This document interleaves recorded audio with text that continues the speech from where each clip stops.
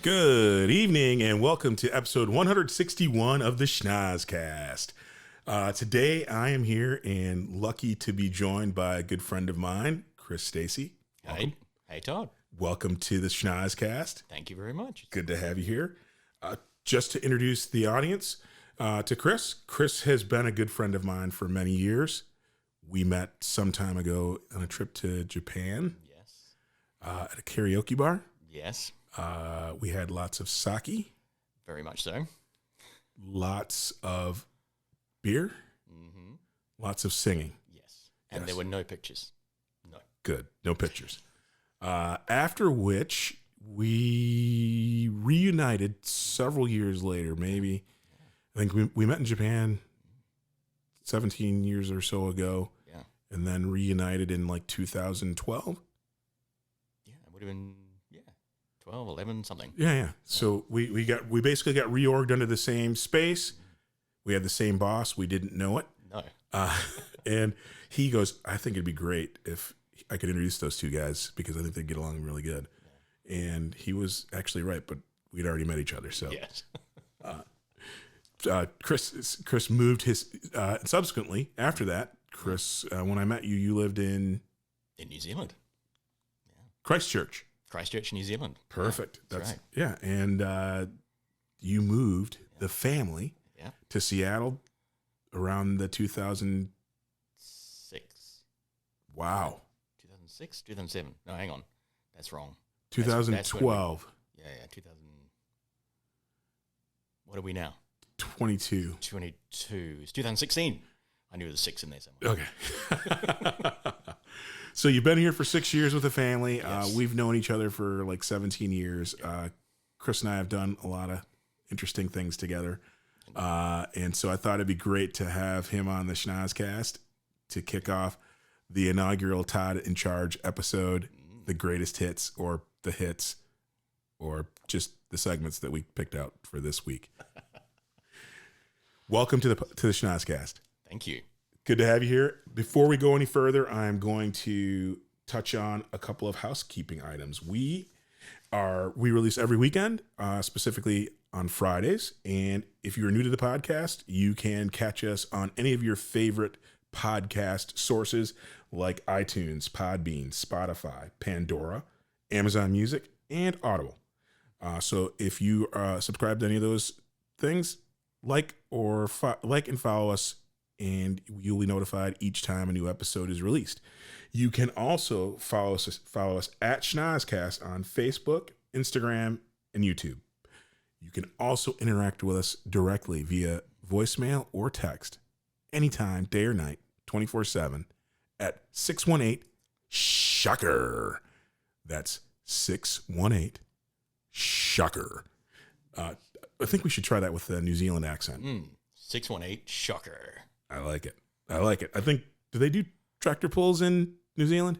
Yeah, usually tractor pulls and then there's sheep involved as well. Awesome. Well, hey, I'm going to tee up some episodes here, and I think that you'll enjoy the selection that we have for you today. And then Chris and I will follow up and comment on the hit or lack thereof. So, Chris, the first greatest hit I'd like to start off with is one of the ones that I recorded the music for. And so, as you'll be able to tell, I humor myself with my pride in my work. But this first segment is going to be a piece of one of our Funko this segments that stuck out. I thought this was a great one, so we'll play this for the audience, and then what we'll do is we'll come back and we'll critique it at the end. How's that? Sounds good. Perfect. Cole and a pinch of grizzly. Shove it in his butt. Colon skull. My gosh. That's right. Oh my God. Funko this. Funko this. Funko this.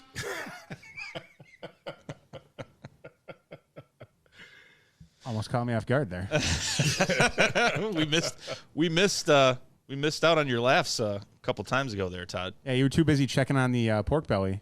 Oh, which thanks for responding to my message the other day, fuckface. You son of a bitch. Either way, though, yeah, you missed Funko this last time, so Nick and Bob imitated your laugh. And I wouldn't say that you were missing it, Todd. Can you unplug Krabby's mic? Done.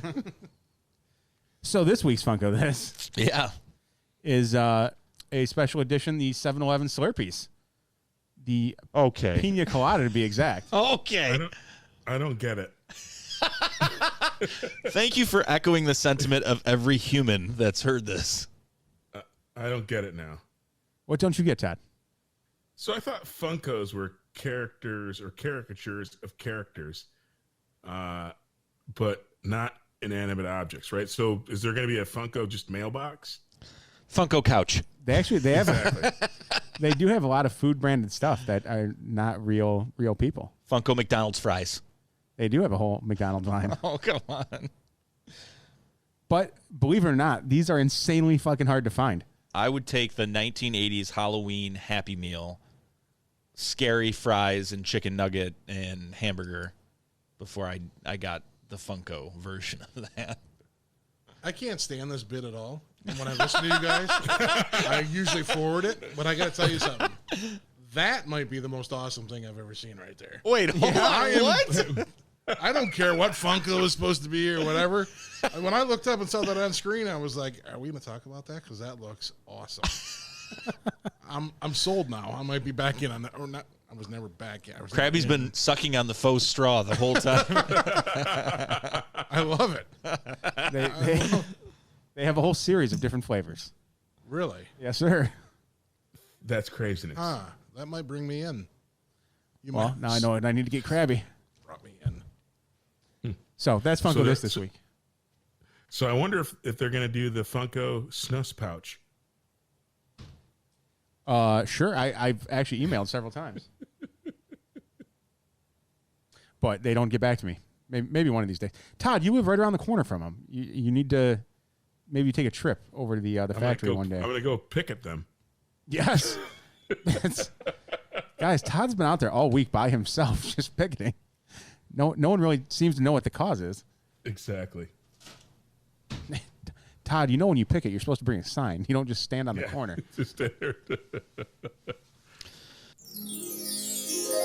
I still stand behind my comments in that segment. I think that the Slurpee is the dumbest thing ever.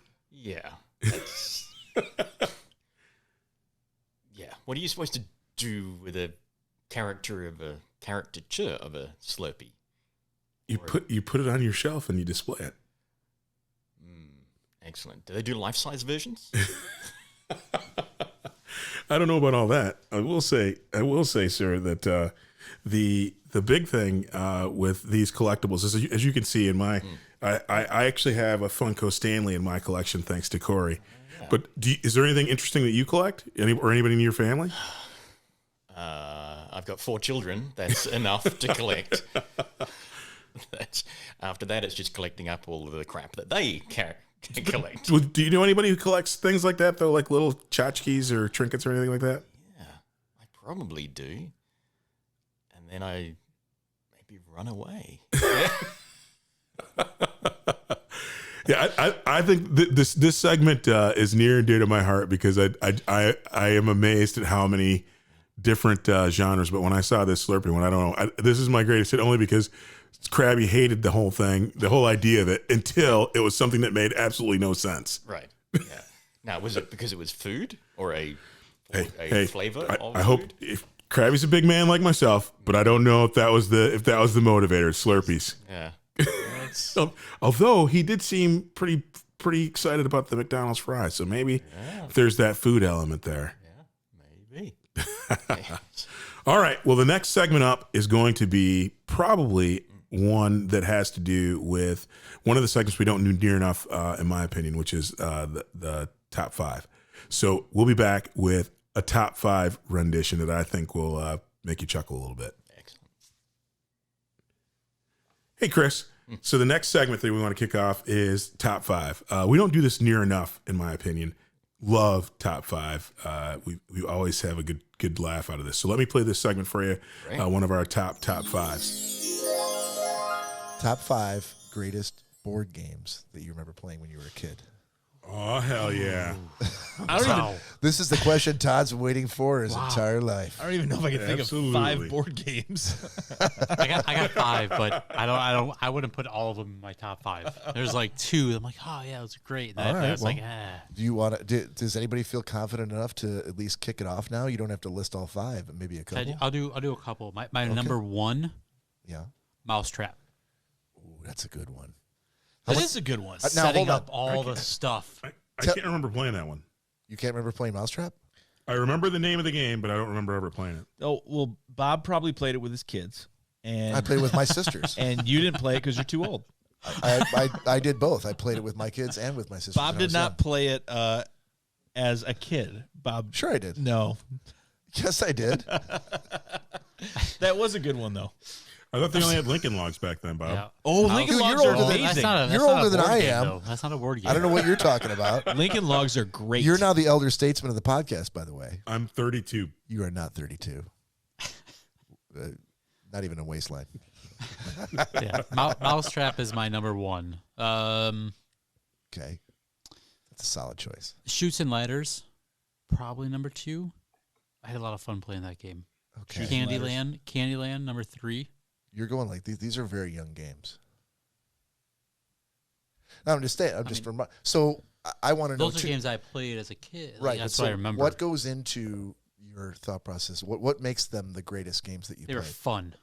It was. Okay. It was. You have good memories. Yes. Okay. Like Life is a terrible game. You didn't have a Come good time on now. playing That's in my Life. top 5. No, it's Are you in my nowhere top 5? anywhere near This is the way interesting real part life. of the whole question to me is why. So- what makes it part of his top 5 and not part of yours? So my next, I'll go on to number 4, Okay. number 5, because number 4 would have to be Risk. So you loved Risk, but you hated Love Life. Risk. Yeah, Life is not realistic enough for me. It's the Like, but here. Risk is You were a realistic. kid. Well, You were a kid. It's You were a to kid. this day, I would still play a game. If someone was like, "Hey, we're gonna play a Life," I'm like, I'm not gonna show up. Like, hey, man, we got a game of Risk going. I'm like, I'll be there, I'll be there. 100%. I'll be there. Yes, let's go. Yeah. Let's I'll go. be Aiden, there. Aiden likes a quote from back Risk in the day. I'll and be my there. my very last one is Axis and Allies. That's gonna be my it's last a good game. one. I had a Oh, lot of- yeah. Okay. That's a classic. Those are my that's probably my top 5. All right.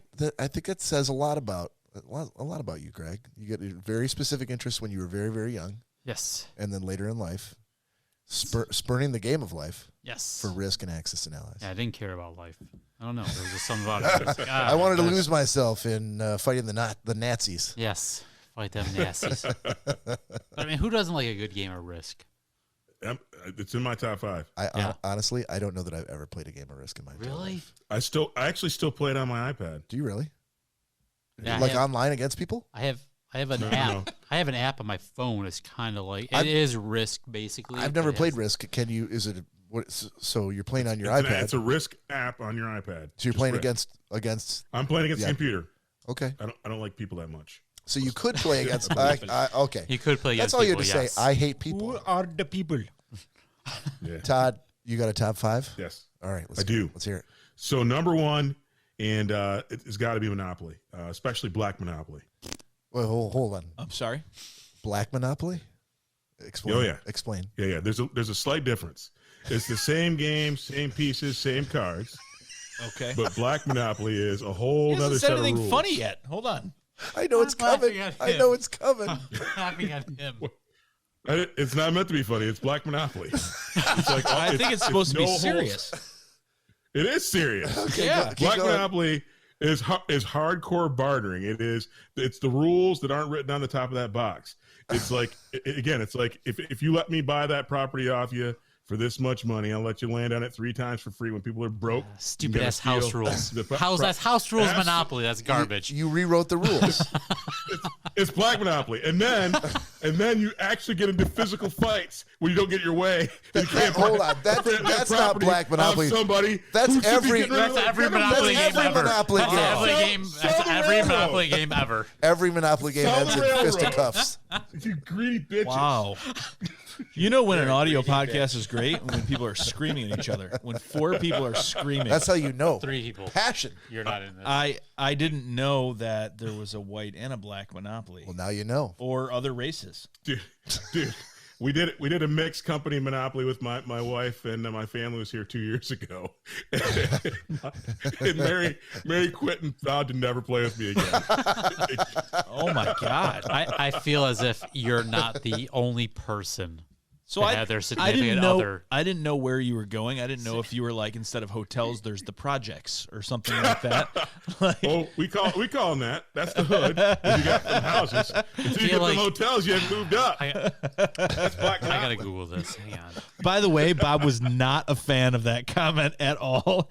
He had an the eyebrow. projects? He had an eyebrow go up, and he had this face like. You know why? Because you're the same guy who just said you don't see color. You're like, oh, is it the projects? No, I'm like, no. Whoa, what? I really didn't say that. What I said was I Okay. didn't know there was a black and a white Monopoly. And then you said, There's even watch the show Blackish. There's a Monopoly episode. Watch a what? The Blackish. show Blackish I don't know what that means. has a Monopoly episode. If you don't watch any I don't other see episode, colors it's in one of the best ever. TV show titles. I don't. Did you just search Black Monopoly? Nope. Greg is showing me something called Ghettoopoly. Is that that. is that close? That's on that. Amazon. Did Not- someone that's put a- that together? No, it's on Amazon. It's That's for the thing. sale. It's for sale in Mississippi. Like, Yeah, really. Where Greg should fucking go right after this cast. It's on Amazon. It's It's gotta on be a Am- thing. oh my All right, goodness. Todd. What's your that's your number one is Black Number Monopoly. one. Yeah, I think Risk has got to be number 2. Is it Black God, Risk or again is with it the regular Risk. Risk? No. I think Monopoly is the one game. Dude, I had Tim Sharp's daughter crying when she was a kid. Oh, how is Tim? Good. Anyway, so got to be Risk. Risk at number 4. Wait, number you started 3, I at gotta number. say- You started at number one. Number one was Black Monopoly, and you Oh went yeah, to yeah. number So 4 is Risk. Number 2 is Risk. Number two is Risk, okay. I'm sorry. Yep.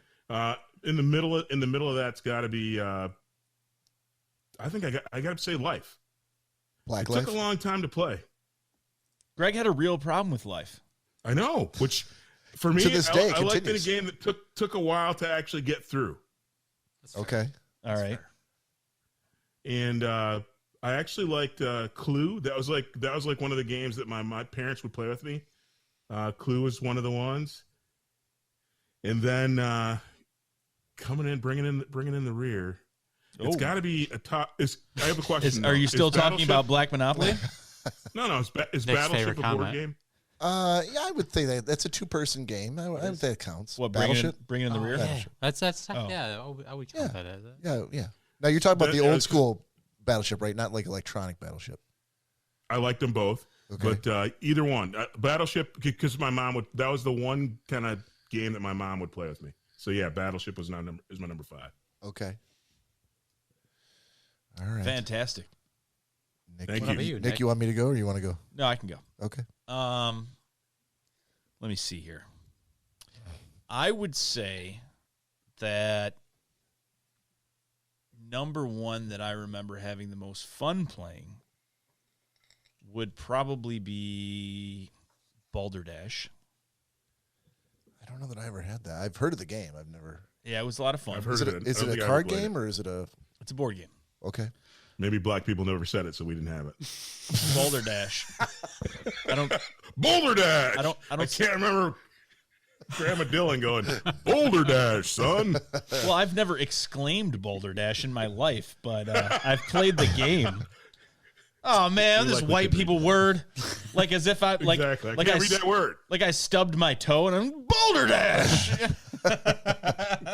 so yeah, Boulder Dash was a fun game. I would say Pictionary / Pictionary Man, which was newer, which was a lot of fun to play. Pictionary Man, what's that? Tell me about that. Pictionary Man was it came with this it was almost like a stick figure, like a plastic stick figure that you could draw, like it was a dry erase board, and it was 3-dimensional, and you could draw on it, and all the hints like incorporated drawing on this Pictionary Man. So, and then there were like little props, I believe. It was so long since I played it, but it was a lot of fun. You had dry erase markers, and you did it. So, But there was the outline of a man. yeah, So like it drew a wiener on him. yeah, you could draw a wiener on him if I've you seen wanted that to. game. I've seen that game. I didn't know that was what it was called though. Yeah, I would say That's White Pictionary Man. That's for sure though. it's harder to draw on the black figure. Not if you got a white pen. A white pen? A paint pen? Yeah. Yes. How am I getting it off? Chalk. Chalk? Yeah, an eraser. On plastic? On black plastic? Well, it's I'm not plastic. It's like a chalkboard material? sure. It's Okay. polyurethane. So number 3, I would say, would be like Apples to Apples. That was always a lot of fun. Okay. Never heard of it. Yep. Number 4, I would probably say would be Operation. Ooh, good one. Is that Yeah. a board game? Yes. Yeah, it's a I board. like that. I like that game. And number 5 would probably be Black Risk. That would be the one that we played it a little different. We played Black Risk a little different, but it was always that was the one. They would ask, do you want to play White Risk or Black Risk? And I would say, dude, Crenshaw versus get. Sea Knights. I would say, get the fuck out of here with that kind of crazy talk. We're playing Black Risk. Okay. It was always more fun. All right. So yeah, those are my top 5. All right. I guess if number 5 for me would be Monopoly. I never had a bad time playing that. It was just that we never finished a game. It seemed like the games would go on for hours and hours, and you just quit. At the end, someone would get mad This is a stupid game. because they owed way too much money. And Todd's family was fist fighting. Yes. we had a lot of fist fights too. I've seen That's fit fights. Dominoes will do that to you too. Not a board game. I guess. Mousetrap, number 4. Nice. Number 3, Perfection. Do you guys ever play Perfection? I remember that game. Play that game every day. I wake That's a up lot and of live. losing, dude. I wake up and live that game every day. I mean, I can't say either way, but Yeah, I mean, neither here nor there. rather than waste your time in describing it, you could just Google Perfection as the game. And then there was Superfection. Okay. No, that's a cheat. Come on. I would say, what was the one that you used to have to like pop the middle? Naked Nazi? Twister. Twister. Boggle. Twister. No. Boggle? Is it Boggle? Twister. Hungry Hippos. Yes, Boggle. Boggle would probably be my number 2. And number one, Sorry. Oh, that's Ah, okay. yeah. No, About that. I'm sorry. That's a solid Good. one. Sorry, it's That's good. okay. Go ahead, Bob. That game, I've never been in more fights. The most fights I've ever had in my life with any other human beings have been playing the game. Is that Sorry. the one with the little ones that go up like that, like the little Yeah, figurines? they go like this. They look like Yes. Hershey's Kisses. Yep. Yeah, they look like Yes. tall Hershey's Kisses. I remember playing that and too. If you could be like all the way at the end, ready to win, and someone sends your dumbass all the way back, No. and goes, and you have to go. I don't care for that. Sorry. I don't care. I don't care. For And then that. you go back, and my sisters would. I mean, my middle sisters, 3 sisters. I'm the oldest, and then Becky, and then Robin. Becky would start to cry, and then she would cry, and then there'd be some amount of like pushing and shoving, and then she would go into like down in a ball on the floor and just kind of like hide herself, and you'd think she got hurt, and she'd wait for you to go like, "Are you okay?" And then, pow, right in the face. Wow. And she sucker punch you. Easy, Jackie Gleason.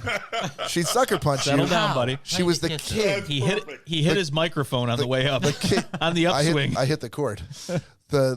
She was the king of the sucker punch, and that Actually, defined the queen, our. technically. Hey, when you listen to the podcast back, and you hear that, let me know how that chord hit worked out. Well, that might have been the cord hitting the microphone, but I know on my punch I went like this. It was on the upswing, yeah. Yeah. You were passionate, though. I just know it was a lot of passion. I just a lot of fighting. This was something that you remember very vividly from Oh my your God, childhood. Yeah. Yeah, if we got my sister on the phone right now, I'd be like, what was the game that you hated the most when we were kids? She'd be like, sorry. So how many times did you fall for that possum trick? We all fell for it every fucking time. Oh my God, are you because okay? I was responsible for her being hurt, whether she was or wasn't hurt, because I was the oldest. And I was the only son, so I was going to get it one way or the other. So you get a whooping. It's like, are you going to take a sucker punch from your sister in the face, or are you going to take a licking from your dad? Smack her once. Either way, I'll take the licking from the dad. Smack her hard enough once or twice, and that would never happen. You've never been sucker punched by my sister. It's more street cred. Todd knows. She sounds pretty. Charlie Brown and Snoopy. Yep, they used to call. I think Todd used to call her Little Bob when she went to Alma. I still do. I think Phil did too. Wow. No true words. I still call her Little Bob. That's one of my favorite segments. What did you think of that segment? That is excellent. I've been sitting here writing notes because I'm confused by some of the game. Okay. This is a consequence of international, marketing or trademarks or something, but Boggle took me a while to work out. That's called Ludo in my world. Ludo? Yeah. Like Ludo? Yeah. I have no idea why. Okay. Yeah. Yeah, and you were also seemed confused by chutes and ladders. Yeah, that's like snakes and ladders. Like snakes. You go down the snakes and then you climb up the ladders. You have to reach the top of the board. Yeah, that's the game. I don't remember. I didn't play it. I'd heard of it. But I don't recall any snakes in it though. Could that be your ties to Australia? Snakes and ladders, snakes and spiders. Yeah, definitely. Got to be Australia, not New Zealand, because there's no snakes in New Zealand at all. Like Ireland. Yeah. Same accent. No. Okay. All right, so let me hit me with it. So your top five. Well, I'll come to my top five, but I resonated with White Monopoly being the most boring game ever because you know who's going to win within 2 rounds. Like, that's it. It's done. No. Yes, you do. But then it takes like 4 hours to actually play the thing out. Yeah, it's horrible. I like your style much better. Where you divide the family, where people fight for forever. Right. I still, like I said, my niece was just here over the holidays. Yeah. Similar. I could say it again.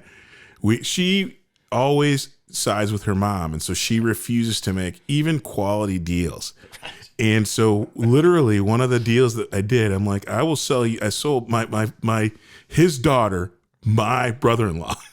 I'm like, I will sell you this property only if you promise me that you will never, ever, ever sell your daughter anything that helps her. And he agreed. Nice. That's where it gets really, really deep. Like, and then, and when 16-year-old girls are crying over Monopoly, that's something special. You have achieved something right there, whether you want to be proud about what you've just achieved. Exactly. And I think I should, it's probably not black versus white Monopoly. It is black Monopoly and all other monopolies. Fair enough. Yeah. Risk. I like the game of Risk, but I agree it is much better on a computer without people. Yep. I remember trying to teach my children how to play Risk, and I found that I just gotten totally stressed out by where are all the little pieces gone, and there are children and pieces, and I'm going to lose one piece out of the several thousand in here. And yeah, I think it's one of those games that takes a while, which is why I always really liked it, because it was fun when you did it. But to your point, similarly, you played Risk at someone's house, and you never played it again because inevitably you wouldn't clean it up when you were done playing it. Nope. So the next time you come back, half the pieces are missing. Yes. Yes. All right. So on to my top five. Yep. My favorite game is a game called Mancala. Say that again. Mancala. Mancala sounds African. Tell me more. Yeah, I think it is. It's Egyptian or African, somewhere that part of the world. It's wooden board with little cups carved out of it. Like I think there's like 12 cups in 2 rows, and then sort of bins at the end, and you just glass beads or stones in that. You start with 4 stones or little glass beads in each of the cups, and then you take turns moving all of the stones out of one cup and place them like breadcrumbs into the next cups until you run out. And depending on the variation of the game, you claim everything in the cup that you end on. So you have to sort of do a lot of counting, and where if I pick up this cup with 5 stones, what's going to be in the 5th cup from there, and things like that. So I forgot to tell everyone that you're a doctor. But not a real doctor. Based on the description of the game that you just said, it doesn't matter because everybody is lost. But that's fine. Okay, number 2. We're moving swiftly on. Mexican train dominoes. Mexican train dominoes. Is that a real game? Yes, it is. You could look it up. It's a board game? It's dominoes, so there's no board involved necessarily. Okay, tell me more about Mexican train. And remember, we're trying to thread that needle there. But tell me more about this Mexican game. You only playing on trains? No. Okay. No, you all right. play anyway. You start with a domino in the start, a double, 6, whatever. Sure. And typically it's played with dominoes that go up to 12 dots on each side. Yep. Right. Okay. I grew up with only 6 dots, and so when I met this, it blew my mind. But got it. There are more numbers. A little bit more paint. Yeah. And then you've got to build in sequence your own train of dominoes off whatever the double that you started with. Okay. And then if you can't make a move, you can put a little counter, little train toy, typically, on your train of dominoes, and then that will allow other people to play onto your train in addition to their own. So you're constantly looking to see, can I play on my own, build out my own line, or play on somebody else's line? And then, of course, the object is to get rid of all of your dominoes. Yeah. Okay. All right. That sounds interesting. Yeah. Sounds like regular dominoes. Probably. I don't know why. I'm like, okay, maybe they're a little spicier. Okay. Yeah. More numbers. Yeah. Okay. Yeah. More numbers. Yep. Yeah. Connect 4. Oh, yeah. I remember that game, but I can't place like how does it? Okay. You got a vertical grid of slot. You drop the little checkers yeah. in from the top, and your object is to build 4 in a row. Yes, like tic-tac-toe. Is that the same as Stratego? No, Stratego, at least in my world, is like a war game with counters where I can see my pieces, you can see your pieces, what they are. All I can do is see the back of yours, and likewise.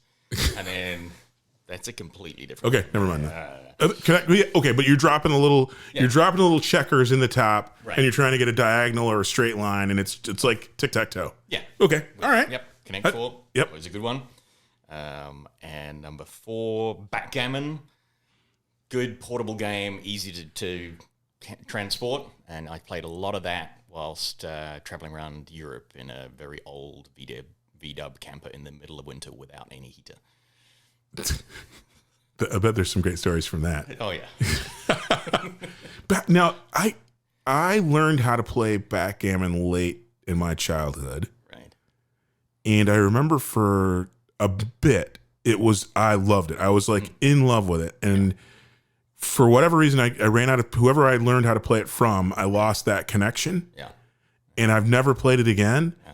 But I remember loving it. But it wasn't. But I couldn't tell you how to play right now. I know what the board looks like, all the little arrows and the little Othello pieces that you move around in there. Yep. I'm like, I remember exactly what it is, and I remember being I thought that was the greatest game ever for a time. Yeah. And then whomever it was who I played with stopped playing, and it fell off my radar. Yeah. It's an amazing game because it's apparently one of the oldest games in the world.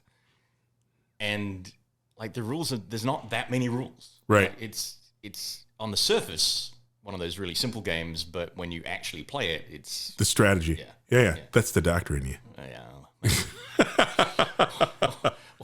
The masochist, but and then the last one on my list is the Game of Life, which there you go. Yeah. So now I came to that late. I only really started playing it when I met my wife, that's her favorite game, and she is famous for always ending up with a car overflowing with children. Which I should have taken as a hint. Yes, exactly. You're going to need a van. Yes.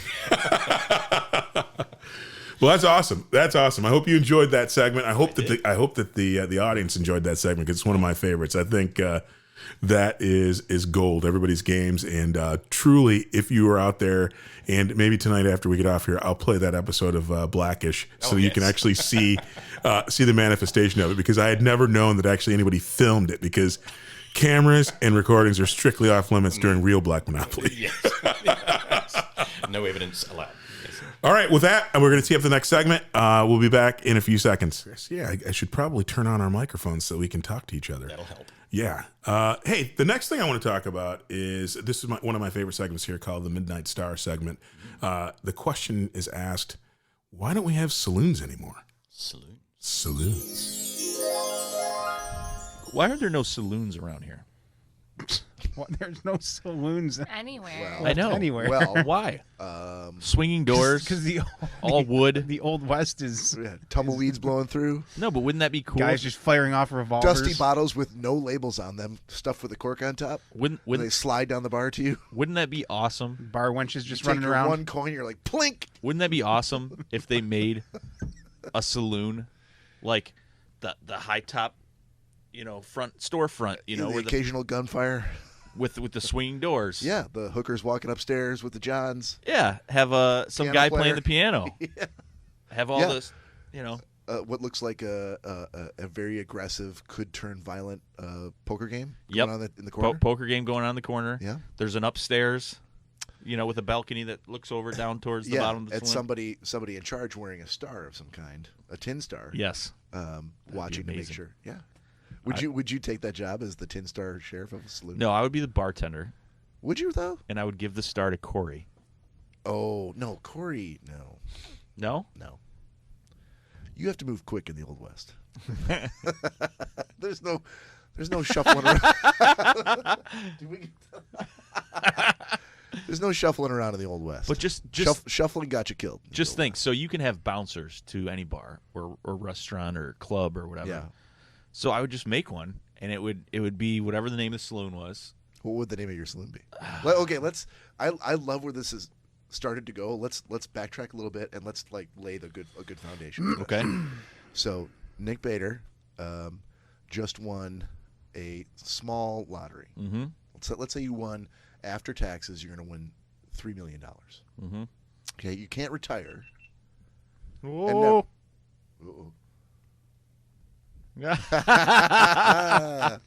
You can't retire and never work again, but you could pretty much upgrade everything about your life. Go to work, you could even put up with bullshit from your work that you never. You can quit your job for pretty much anything, knowing that, if I get another job in the next 6 months or a year, if I don't, it's fine. I'll be fine. Mm-hmm. I'll wait for the right thing to come along. Mm-hmm. I don't need to. I don't need to put up with what happened today. I'm walking out, boss. Right. So you get your $3 million after taxes, and you decide your love for the Old West. Yep. You want to build yourself a saloon. Yep. So, first of all, where do you build it? What's your site? Are you going to go for something downriver? Are you going to buy what your parents? Nope. You're out in the rich Bloomfield Hills, Birmingham area. Yeah, I think it would have to be maybe like a Royal Oak kind of area. Okay, Royal Oak's always a good. Yeah. Yeah. You're gonna constantly have traffic. People are gonna like the kitschiness of it. And Royal Oak's actually good because of all the foot traffic. Mm-hmm. People walking by, and especially in the wintertime, the way it's slow traffic all the way through. There's a lot of gawkers. A lot of people just walking around like, oh, what's that? Those are the people you want. It's gonna be like a Royal Oak or Birmingham kind of place. Okay, so you find a site. Yep. perfect layout. It's got a two-story layout. Above there, even if you just had like a set of stairs that led up to like a walkway that just sort of bordered. Yeah, that's what it would be. There might not be anything up there but just a place to just walk the perimeter of some lounge chairs and things like that maybe. looking over. Yeah. So you find wood a spot. balcony. Right. Yep. Wooden railings. Yep. Yeah. Old-timey chandeliers. Yep. But you got $3 million, so you're gonna maybe find some partners, maybe find an investor, you partner up with people, and you're gonna go. I'm gonna lay out everything. Downstairs in the corner, maybe a barber. Okay, so lay it out for me. What do you want? The space. The space is great. What are you gonna put in the space? Well, there's gonna be a guy playing the piano. Okay, so you're gonna have an actual piano. Yep. But like a player piano, not like a grand piano. Like it's no, gonna be no, like no, sort no. of a upright. One of the old timey. Okay, but you actually play it. It's Yep. not like a Someone's gonna be automatic playing. player. Okay. Someone's gonna be playing it. All right, so you're gonna have to hire a piano player. Yep. Okay. Maybe a barber in the corner. An actual barber. Yeah, they used to have those in saloons. In the saloons. Yeah. Really? Yep. When did they break that out into their own barber shops? I don't know, but that's what they used to have. 1934. 1834 maybe. No, okay. but yeah, if you could have like the poker thing going on, or something set up to look like that, Right. at least. Let's not do what the hipsters would do, where they have an actual like poker table with the felt. No. You're talking about just a regular table. Wood tables everywhere. Yep, and it's going to be like dog-eared cards. Spittoon in the corner. Do you do a spittoon? I don't know if I want to encourage that. So is Corey welcome in your bar? Yeah, I was going to say, guess who's never come to your saloon? You'd be so pissed if you had to walk over and spin into a giant brass spittoon. No, I'd make it from across the room. So do you have any plastic products in your bar? No. Okay. No. So glass only. Bottled beer, whiskeys. No taps. They No. did have taps back in the day. They did? Yeah.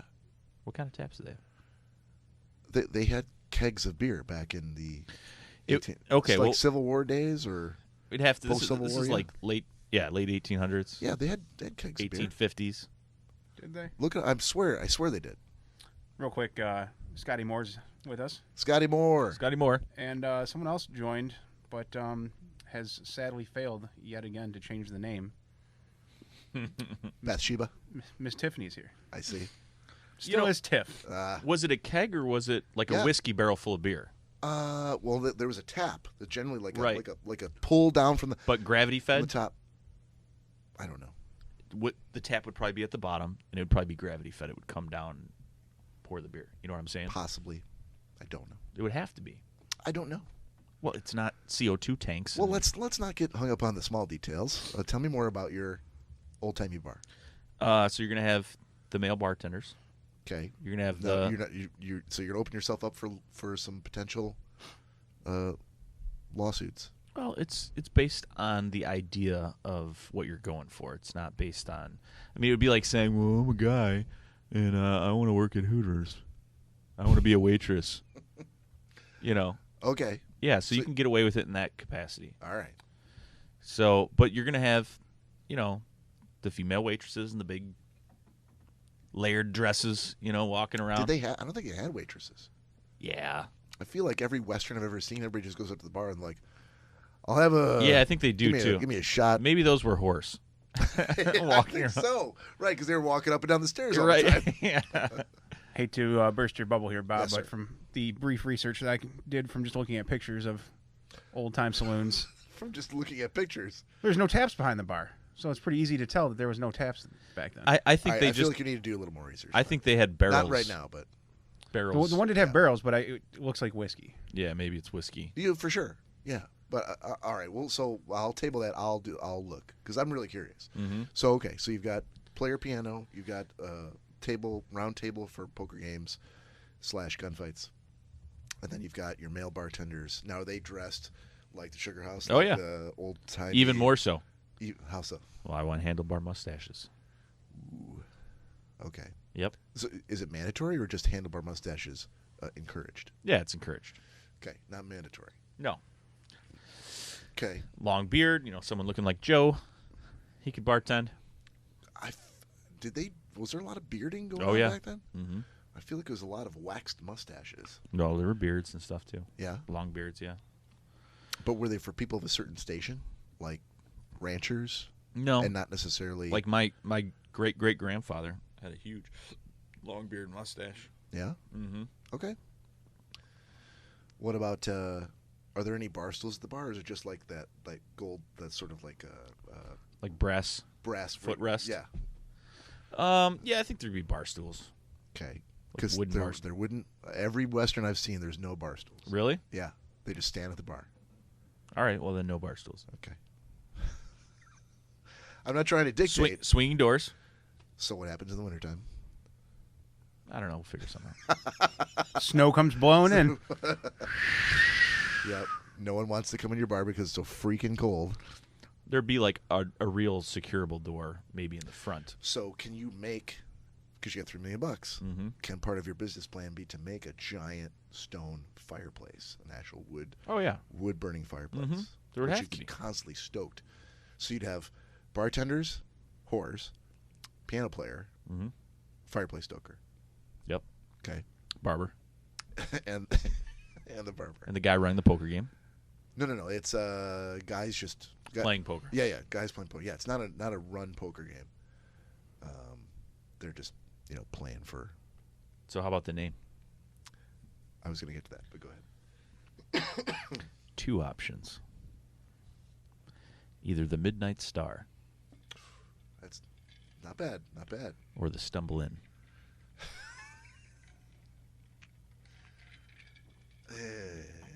I feel like with $3 million and all the planning, that would rule out a kitschy comical name like the Stumble. I was gonna say that's not very old Western. No, Old Western would just be saloon on the outside. Well, then there's your That's name. true. There you go. So, the beer engine was invented in 1785, Oh, there you go. but it was not commercially available. Until Not in what? that's cool. We could. Give me a second on that one. Yeah, but nope. it was Not also a- created in England. It wasn't here. Yeah. So beer was served directly from barrels before. Like scoop it out of the barrel. No, like have a little spout at the end that Okay. you just put your glass under it and pour it into the glass. Okay. But yeah, the beer engine was invented in 1785 in England. Okay. I'll have to keep on reading to figure out. Yeah, when I it came want to. over I here. want to as well. That's some homework for me that I want to do. Hmm. All right, so I'm more partial to the Midnight Star. Than The Midnight Stumble. Star? Yeah. I have to agree. Okay. Danielle? Why the Midnight agree. Star? I don't know. I like it. I figured that. No, You could have the sheriff's star on it too. right? Law enforcement friendly. Sure. Scott says Miss Kitty like in Gunsmoke. Scott, you're old, but you're not old enough to remember Gunsmoke. Bob, upper balcony. Yeah. On the outside. On the outside? Yeah. Oh yeah. Girls have hanging you- over the side. Gonna have to Hey! replace. No. You're the owner. That's where you stay with your cup of coffee, constantly cup of coffee, in your overalls and or your suspenders, with your My like, 3-piece suit. No. You're wearing. No, I was gonna say 3-piece suit all the way. Yeah, I would have You're to do wearing- a 3-piece. If I'm the proprietor, 3-piece suit. Pocket watch hanging on the outside. Yes. I don't see you as being like a well-to-do, like a Top like hat? a dandy. Like a Jason I don't Thomas. see you like a dandy. I'm not a dandy. Yeah, I see you as being more of like a I don't think you know what a long dandy underwear shirt that's actually a onesie that goes down to your ankles. No Under- bar or saloon owner your- would. No. Yeah, Bob, yeah. you're getting off the And mark you're here. watching You're there and getting you're off like- the mark. Yeah, I don't like the look of that guy. Maybe the Yeah. 3-piece suit, pinstripe shirt, no overcoat, I'm gonna. suspenders. Where I look casual, maybe a little bit more casual. Right. Handlebar mustache. This is the old shoestring tie. The bowler tie. Yes. I think. How I can y'all find doing that. tonight?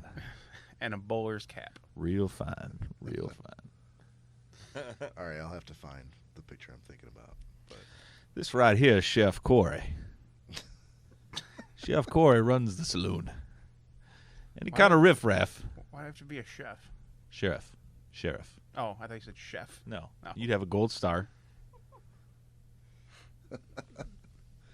I thought it was a tin star. Yeah, well, it is. It's like brass. Well, brass and tin are two different materials. I didn't say tin. I did. I think back then it was tin. Bob's making this into his own, Right. own saloon. I'm just Whose thinking, saloon is this, Bob? it's your saloon. I'm just trying to help I think you we know be who the village idiot is. historically accurate. Yeah, I think they were tin. Otherwise, every time I come into your midnight store, I'd be like, nice brass star. They didn't have brass back then. Fail. Fail. Yeah, of course. Show Mr. Rankin out the door.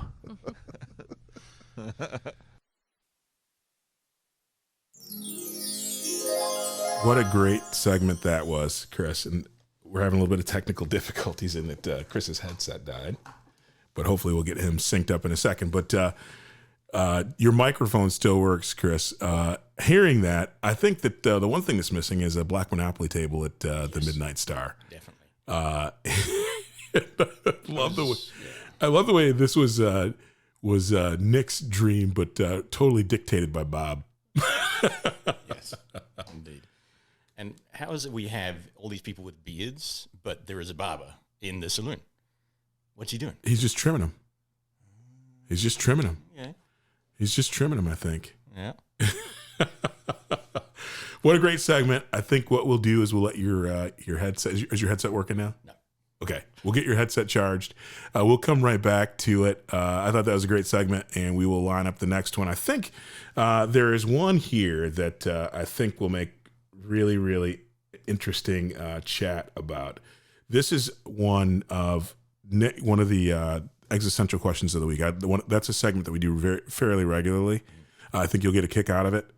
So we'll tee that up next. We'll do one of Nick's existential questions of the week, and we will be right back. All right, Chris, back at it again. This is one of my favorite segments here. This is Nick's existential question of the week. And it's from the Director of Tacos episode. Well, I'll explain that to you later. But first, without further ado, let's kick this off and we'll talk about it on the back end.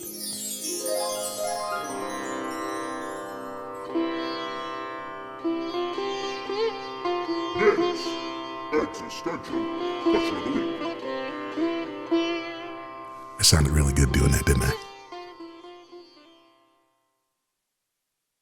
If you could eliminate any type of insect permanently from Earth, which one would you get rid of and why? That's this week's question. And I'll go first. And you can't copy. Who? You can't copy. Oh. No samesies. Okay. So if I could eliminate any insect from the world, I think mine would be house centipedes. Oh, that's a good one. Yeah, the tiger-striped nocturnal centipedes that can get up to several inches long that race across your floor, and it doesn't matter if you're like, oh, my house doesn't have those. It does, because they come up through the water drains in your floors. Yeah, they do. So you could even build a brand-new house that has no bugs in it, and the second you put a drainage drain in the basement, they travel from house to house. So all that shit that fucking drains down your drain, they traverse that, which also makes them very disgusting. And they have fangs, and they can bite you. Now, people are like, oh, you know what? They're so wonderful, and they're predatory, and they take care of all the bad bugs, so they're great. No, you can get bitten by them, and they're hard to find. And if that doesn't make you fucking freaked out enough, they have a defense mechanism. So if you go to squash them, or if you go to grab them. So you mean to tell me not only they can bite, yes, they also have a defense mechanism? They have something other than biting as a defense mechanism. How are you supposed to kill them? Just listen. Seems impossible. Fire. So they legitimately, this is creepy enough. So they have all these legs, right? So there's many? So many legs. a lot. A lot. So their defense mechanism is this. They are able to detach their leg if something is trying to hunt them. And the nerve endings go into a spastic state in that leg. Which one? What's that? Which leg are they detaching? Any one of them. So many legs. Any one of them they want. At random a leg. Yeah. So if you go to grab Just them, one leg, though? like a chameleon's tail that can be pulled off and they can regenerate. They can detach their leg And that the idea is that leg falls onto the ground, which I've seen before, and it's disgusting, and it twitches back and forth like this. So you're bewitched by this yes, leg. The mind forget about the mindset is that the predator that's going after them, which they don't have many, will be like, oh my God, what is going on with this leg? And then they're gonna run away and escape with their 1,000 other legs, you know. I could say with 100% confidence that when I've killed them with my piece of toilet paper, that has never fooled me. Gotten them every time. No. Have you seen You're the twitch? apex predator. Have you seen the twitching though? Nope. No, you have never seen that. Unless I happen to look at the squashed yeah. bug on the piece of toilet paper. No. Yeah. So Killed them instantly. I think it's more or less for smaller predators that are not human, that are just not squishing them, but they are very fucking fast. So they lose legs. They don't go into full body lockout. Okay. No, they lose legs. Corey Selesky with the what's it called again? callback. They're called house centipedes. We don't have them here. Yeah, you do. You have them. We don't. But that's mine. So we'll go back to the main screen and we can. If you're new to the Schnozzcast, go back and do a search for the body lockout episode. You will not be disappointed. I'll say I'm going to need some help though because I don't know the name of this bug, but it's the one that at night when you have a window with the curtains up, but the lights on inside, and the bugs are like trying to get in. It's a very specific bug. It's literally like bing, A moth? bing, bing. They're not. That's not a moth. Is it a summertime thing? It's a summertime thing. I pulled up Google to do a search, but I don't even know where to start I with feel like that. Nick probably knows the type of bug. It sounds like a June bug. They have a hard exoskeleton. That's it. Yeah. They're harmless. You can pick them up in their hands. But they don't bite against you. that window, they are like with all of their might, hard shells right against the window. Because June bugs are like they're. It sounds like someone is tapping on your window. It's that loud for such a small bug. They're a type of beetle. They don't have a soft. Yeah, I would love it if That they were drives you nuts. eradicated from the planet. Yeah. I love June bugs. First of all, it tells you when things are starting to warm up and summer's here. You know what else tells you when things are trying to warm up? The warmth from the sun. But it could be before. Those so are it could facts be, that I knew without the June bugs. They're nature's soothsayer. They're telling me something I already knew. Yeah, but if it's not warm yet and all of a sudden they arrive, you're like, summer's around the corner. So they arrive before it gets warm? Yeah, they're called June bugs. Sometimes in June, in the beginning, it's a little cold. In Michigan. You know what? Because it's fucking June, I just assume it's going to be warm. Because it's fucking June. Now, if they arrived in February, I'd be like, wow, that's kind of weird. Is it going to be warm in February? Well, you would be wrong. You're the June bugs. You would be wrong. Yeah, fuck those June bugs. I love them. I always grab them when I see them. Todd, your thoughts on this matter? So I'm going to go back to I have one true answer, but I have a close, fast follow second. The bug insect that if I could eradicate it from the earth is the flea. No, not flea. Sorry, tick. This is the one reason I'll never ever move back to Massachusetts ever again is because of the ticks. They're lousy with ticks. Mass. They are freaking filthy beings. They live on rats, any kind of rodents, deer. They cause Lyme disease. I had one burrow into Mary's ass and I had to dig it out with the tweezers, and its head stayed behind. Did you fight it? Oh, I did. Dude, actually, the most sad thing that I ever did is when we first moved to Mass. Hold on. I had an older dog. Todd, Yep. I just need to ask clarifying question. Yep. How did you find out it was on Mary's ass? Did she tell you, or you found out? No, he said in Mary's ass. It had already burrowed itself in her. She had to get the treatment because the treatment. She said she thought. Hold on, did you give her the treatment, Todd? I was going to say, yeah. Were you giving the treatment? And was that how you found out? Like, what's this mole? Whoa! No, Mary. No, this is no lie. We were just talking about this the other day. She wasn't feeling well, and then she said she's like, my leg feels like it's going numb. I don't know what's going on. Can you?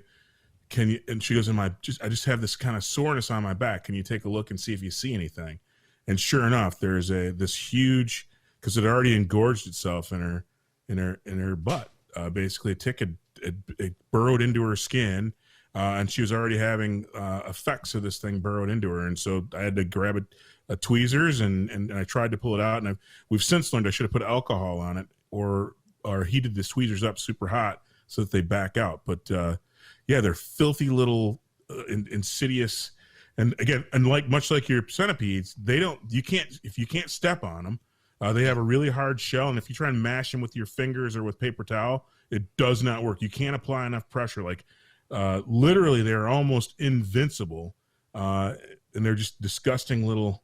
So yeah, I can't say enough about them. A couple things about ticks. If you live in an area where you have ticks, you should probably already know about this. But if not, they make a tool. So the tool kind of looks like an upside down teardrop. It's a piece of metal, upside down teardrop hole in the middle. So you've got the normal hole, and it just kind of varies down, and that's it's slender at the end. Yeah, yep. It's based on ticks of different size. So basically, what you're supposed to do is get it around the tick and spin it. The way to correctly pull it out is by spinning it. For whatever reason, their mouth can't stay locked while they're spinning. Well, they're twisting. Yeah, but you're absolutely right. Their heads do get stuck, and also since some can be small, some can be large.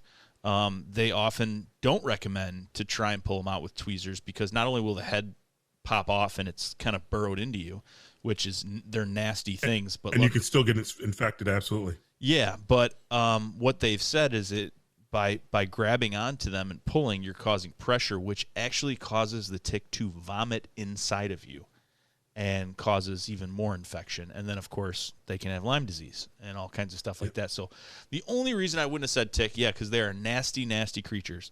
They're like little monsters, is I don't experience them enough where I live.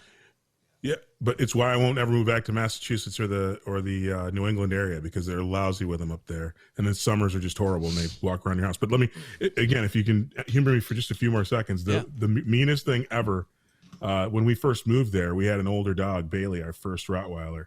And she was getting older, so she's getting these little growths. She had this little mole thing on her face. And I'm like, oh, she's getting like little fatty growths on her face. That sucks for my baby girl. And then like 2 days later, she had like 2 more moles on her face. And I'm like, holy cow, these are like coming up pretty quick. I know that she's old, but she's getting a mole, this big fat mole on her face. And it's gray every day. Ugh. And so, no lie, like on the next day, I see like 2 more pop up. And I'm like, I'm going to pinch one of these. I pinch it off and I see this little monster with teeth.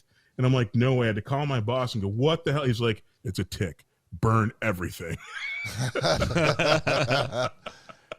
So I burned my house down and moved to the next town. And that's how Mary and I moved the first time. I did. And I moved to Washington. Corey, what's your guess here? I'm going to keep this very short and simple, Bob. All right. Mosquitoes. They're fucking annoying. Excellent. Thank you, Corey. Great no problem. pick. That is one of my favorite segments of all time because if you can't tell, I'm super passionate about my hate for ticks. Mosquitoes would be a fast second, but I think this is a great one with you as a guest because having lived in Australia, there are lots of creepy crawlies that are pretty nasty. Oh yeah, there. What's your, if you could eradicate one thing, what would it be? Few things, but yeah, but firstly, I'm really glad we moved to Seattle and not anywhere with ticks. And where are those house centipedes? Like what part of the country? If you listen to Nick, he says they're everywhere. I've yet to see one here. Right. So I'm not going to believe him. I believe that they must be isolated to the Midwest. Okay. I'll run with that. I haven't seen any missing legs just twitching about or any centipedes running around. I think also I imagine Seattle doesn't have a lot of basements. We don't have a basement in our house. Yes. So we don't have drains like that in a house that would have a basement. So if you have a sewer system, because again, we're on a septic tank. Yeah. So maybe the fact that I am out in the woods means that I don't have them, even if they are out here. But clearly, you haven't seen one of these several inch long, 100-legged beasts that can detach legs to do a little jig for you to distract you. Yeah, that hasn't crossed my path at all. No. Okay. I'll stay in my happy ignorance. That's fine. Yeah. Oh dear. Yeah, it's really interesting. You're right. The Australia has a lot of things that are really nasty. So I grew up in New Zealand, lived in Australia for a while, then England, then here in the US. And like there's nothing in New Zealand that can really hurt you.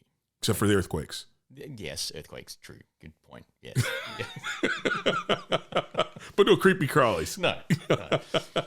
And so like the most irritating thing in New Zealand is mosquitoes, and then there's a thing called a sandfly, which is kind of like a thing, like a mosquito that flies in the day, but smaller and super annoying. They bite? Yep. Ooh. Yeah. And, humid, damp parts of they're just horrible. So, but that's kind of minor on the scale of things, right? And then you get to Australia, and everything wants to kill you. Yes. Like spiders that are on the offensive. They're not running away. They're not starting on the run. Yeah. They're running at you. Yes, that's right. Yeah, it's just this weird effect. Like normally things, you make noise as you walk, and they run away. But no, in Australia, they're come on. And you're like, come on. So when we were living in Australia, we developed the habit of you get up in the morning, you go to put your shoes on, but you check your shoes first because somebody might have moved in overnight. And it could be anything. It could be a spider, some sort of poisonous beetle, a snake. Yeah. It's insane. Yeah. But I think probably the one that used to just make my skin crawl was a little bit like the centipedes, right? Was cockroaches, because they're another one of these disgusting things which are everywhere, but you can't see them. And so when we were living in Australia, you would come out at night and you had to make this choice of, do I leave the lights off as I'm walking around, right? In which case, there's a very real possibility that there will be a crunchy sound as you walk bare feet, or do I put the shoes on, the slippers on, but I've got to check the slippers for the dangerous spider that might have moved in, man. Right? Or then you flick the light on, and then and then I'd never be able to sleep. That's right. Yeah, I have this phobia of things crawling in my ears at night, so I would not be able to thrive in that environment. Yeah. So there's that, and then ants. So we were living in Melbourne at the time, and chatting with these folks who had been, they'd actually been working in Papua New Guinea, and they were describing how they used to have to put their bed, the legs of the bed, they had to stand in bowls of water. Otherwise, the ants at night would just come and swarm all over them. But they didn't want to go into the water, so they would not traverse the bowl of water that the legs were sitting in. Yes, that's right. So you had this bed, 4 legs, 4 bowls of water. I would that would just be. So I got to get Nick, because I know that he picks the existential questions out of a hat, or there's a thing that has them. Right. But I would, if somebody asked me the thing that what point in history, if you could go back anywhere and see a thing happen, right, I would love to see the look on people's faces when whomever discovered the fact that, hey, these ants that keep crawling into bed and jacking with me every day. Yeah. If we put the bed legs in water, right? Yes. Whoever discovered that, it's they should have a building or a campus named after them. Yes, give that person a medal. Absolutely, yes. I have this brilliant idea. Let's take the bed. Yeah. This is gonna sound crazy. Yeah. And we're gonna buy 4 fish bowls, and we're gonna fill them with water, and then set the bed inside the fish bowls. Yes, and that will keep the ants away. Yeah, right.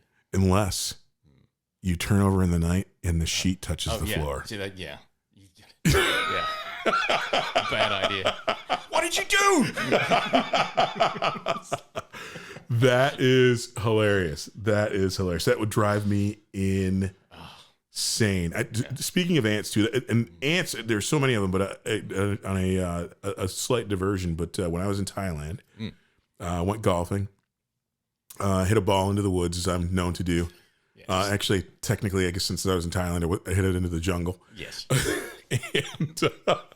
and I distinctly remember I actually ended up getting stung by a bee wasp thing that was really, really mean. That was really bad. Yeah. But before that happened, when I went into the jungle to find my ball, the caddy, she's like spoke very little English, but she's like, no, please, and I'm like, no, it's right here. And she's like, and she's like, no, you come back, and I'm like, no, I see it right there. I'm just gonna take a quick, I'm gonna wedge it out, it'll be fine. Yeah.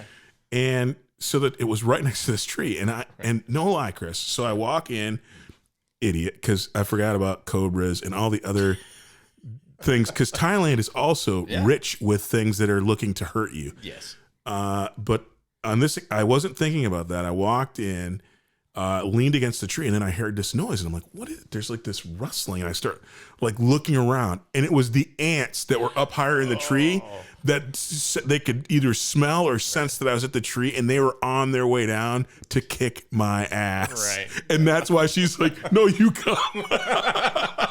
They're probably fire ants. I probably would have been freaking zapped. Oh yeah, that would be bad. They probably would have beat out ticks if they'd made it to me, but I fortunately made it out of the jungle, only to be stung by this bee, and it felt like somebody stabbed me in the elbow with a dagger, and I thought I was going to die, but I lived. That's good. All right. Hey, we will find the next segment here. I think I'm going to tee something up that was mentioned in this segment, the body lockout episode. Let's tee that one up and see what's going on there. All right. Hey, Chris, I'm super excited about this next segment. This one has me rolling. This is Bob talking about, actually, spoiler-free intro. He's talking fondues and cooking on rocks. This is some hilarious shit. Let me kick this off for us. All right. My mom and her husband came into town for 2 days, yesterday and today. They're leaving tomorrow morning. The reason was for a funeral. My mom's cousin, who she's been very, very close with, his wife passed away, and I've known them my whole life pretty much, but I don't ever hang out with them. I would see them at various family functions, but it was never more than like once a year over the past 25 years, and in the past 10, it's probably been way less than that. I think I've probably gone 4 or 5 years without seeing them. I hear about them from my mom, and they're nice people. In fact, apparently he's got a podcast too. I found that out at dinner. Oh wow! Because they're like, what? How long you got? You got other plans tonight? And I said, well, yeah, I gotta leave because I know you don't know this because we don't talk very often about this kind of stuff, Mom. But I have a podcast. And she gave me that mom thing, like, oh, well, that's nice. Like good, you have no idea what I'm talking about, do you? And so her husband got piped up too. You got a what? A what cast? You got an iPod thing? What do you got? An iCast. What are you doing? So I've just started to explain, and I could tell like fairly quickly that like it's going to take a lot more work to get them to understand. So I'm just going to leave it at like it's kind of like a radio show. And they're like, okay, it's like a radio program. Yeah, we're on the. So we're on the radio. So I explained that, and we were talking about this and that, just small talk. And they'd never been to Black Rock, so they're like, "Oh, you get a stone in the middle of your table? Well, I gotta cook my own food." I go, "Yeah, the stone's like 800 degrees, so it's not like it doesn't take long at all. Like they're gonna give you your steak, you're gonna slice it into little strips, and literally, if you want it, even if you wanted it medium, you're gonna go like, psh, count to three, done. That's it, and you're ready to eat." Side note on Black Rock too, it does seem like the older crowd is definitely against it because that's all I've heard from anyone I think over the age of 60 is that I don't want to cook my own food. Yeah, I think and a lot of them have children, and they've born their children, they've raised them, they've moved on. They're like, I'm done cooking for people. Right. The whole reason why I go out to dinner is I want someone cooking for me. Not even cooking for myself. Yeah, I don't want that trash. So I'm trying to sort of sugarcoat it and paint it with a very pretty broad brush. Going, this is going to be an amazing experience. You're going to have a great time. It's like a communal thing. It's like. I'm like, you ever had fun? Oh, I wouldn't have gone with communal. No. I saved it. Hold on. I was going to say slippery slope. Hold on. I said, have you ever had fondue? Oh, yeah. Oh, honey, we haven't had fondue in a long time. Darling, he's a great cook. We should do that again. So now we're off on a fucking 10-minute fondue track. Once I fucking steered that shit back into the lane, I'm like, it's just like that. You're sort of all doing it together. You're talking, you're enjoying the food. It's a very, family type of thing rather than like you sitting there with your hands folded and someone brings your food and you're like, chop, chop, chop, cut, cut, cut, eat, chew, chew, chew, and that's it. And you're done. Like this is so I sold them on it. while we were eating, like my mom was cutting her steak into like bite-sized pieces. And she took the waiter's direction to do like 3 pieces at a time on the rock, very literally. And so she's like, 1, 2, 3. And then she'd watch it, and then she'd go cut off 3 more. And then she'd go, and she ordered a shit ton of food. They got the bubbling shrimp on the stone, right? So it's in a little tiny cast iron skillet, and there's like maybe the 8 or 9 shrimp in there in like buttery, spicy, I almost said fluid. Thanks for killing Black Rock for me, Bob. Right. It was very good. And you get toasted. Yeah. And then he would have gotten like crab cakes too, but she's like, I don't think I could eat that. It's okay.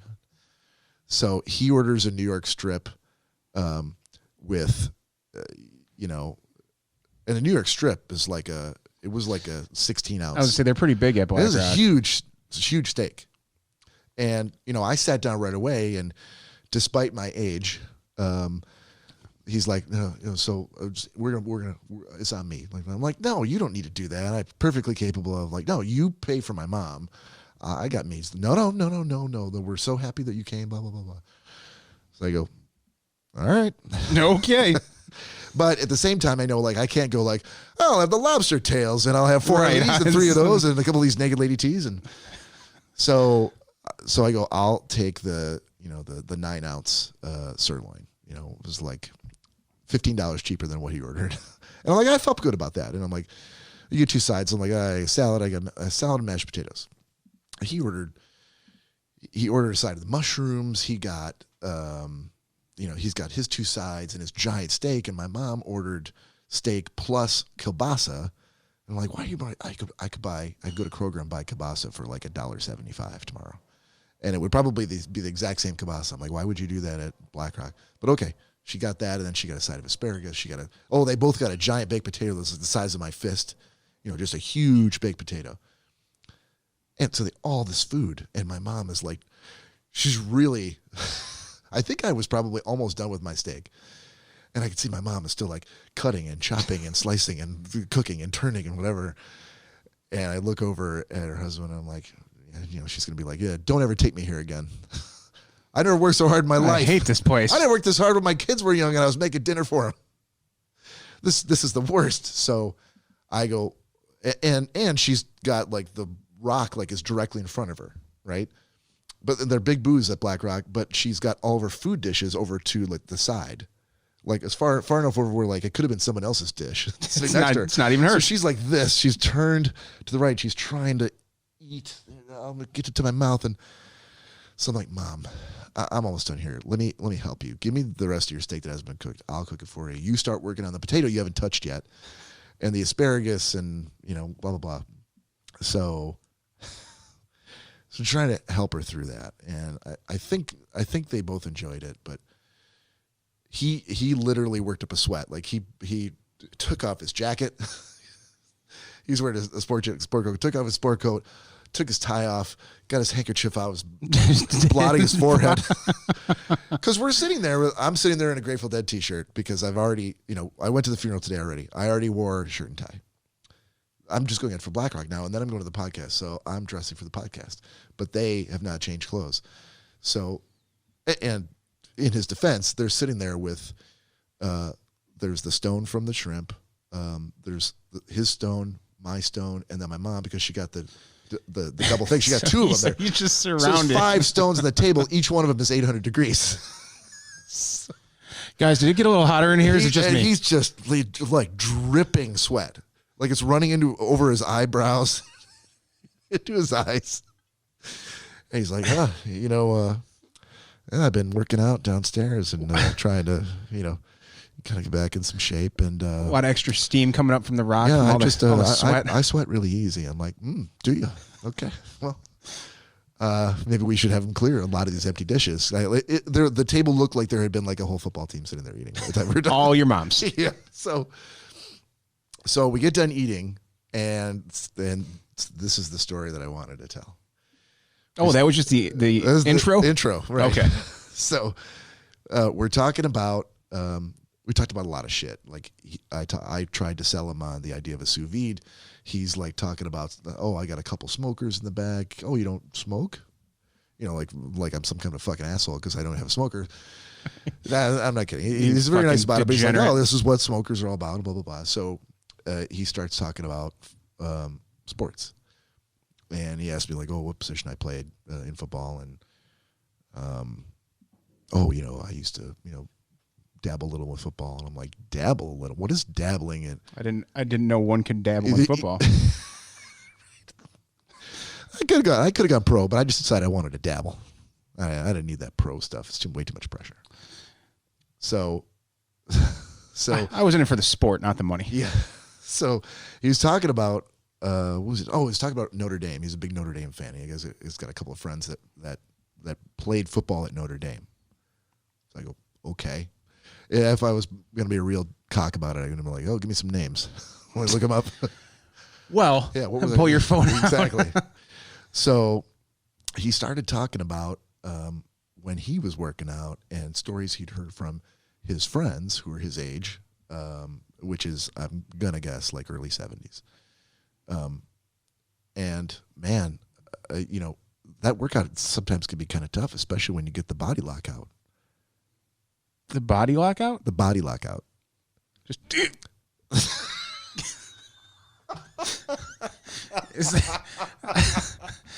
that's the in my head. That's what I'm thinking. But I go, so what would you say?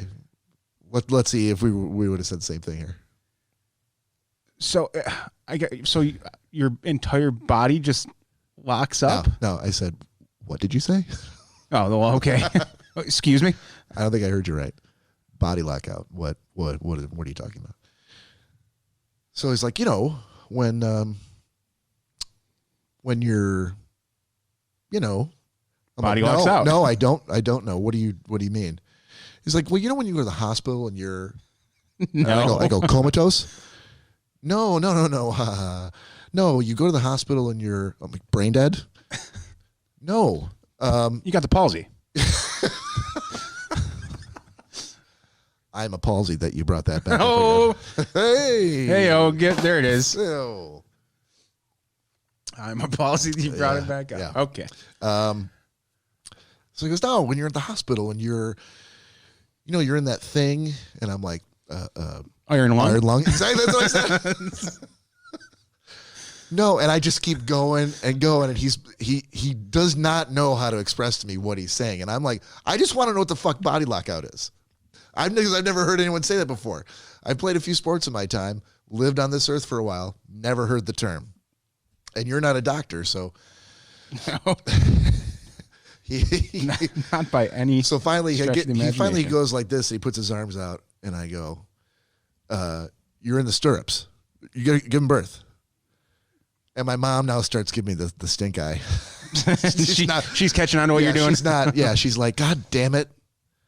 So he goes, well, no, when I go, so you've broken all of your limbs.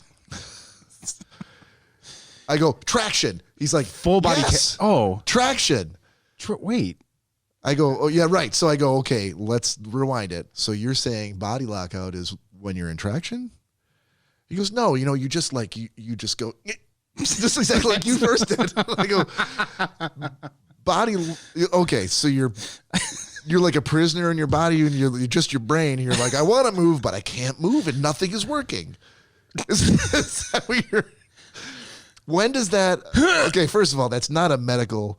So he never explained it, but as he's talking, it dawns on me that his friend, who is his age, was doing some probably ill-advised exercise, physical activity, and threw his back out. It can't stand up straight. So he's calling that to him, I guess, like you're immobile. You can't move anything. But he's called it body lockout. And right away when he said, as soon as he said body lockout, the very first time my mom looked at me, she goes, yeah, we call it body lockout. I'm like, you're in this too? What is this? This is not a thing. And you're a nurse. There's no excuse. Yeah, I was going going to say your mom being in the medical Yes. field, she should know You should better. know better than that. You can't just make up words for. You should be correcting him. No, there's a word for that, honey. It's called your back's fucked up. He's got the Sarasota. Oh, you got a little of that Vera Cruz. Dude. Oh, Vera Cruz. Oh, God. He had the Vera Cruz bad. Wow. Yeah, horrible case of Vera Cruz. Feel bad for the guy. Well, yeah, as you would. As one does. So, just so you know, Yeah. when you Don't tell me you looked up body lockout. when you Google body lockout, What do you get?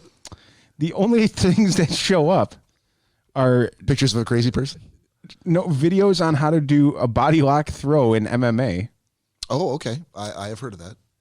and the Master Lock 410 Black Safety Series padlock on Amazon. That is what comes up when you look up the old body lockout. Oh, man. Body lockout. The sad thing is now I laughed. In my head, I did. And when I got in the car, for real, I laughed so hard about it. I'm like, well, I'm talking about it in the podcast. That's all there is to it.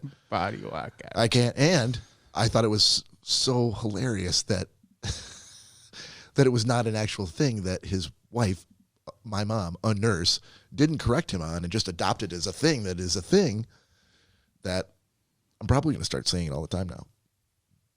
I would definitely hope you do. I got the old body lockout. So I'm in bed with my woman, and we're about to get busy, and all of a sudden I got the old body lockout. That's The worst part was I was on top, and that was not a pretty picture. locked out right on top of her.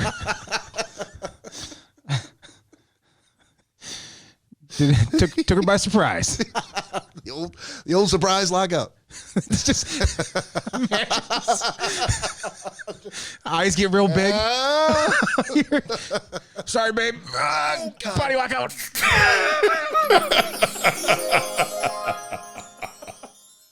I went.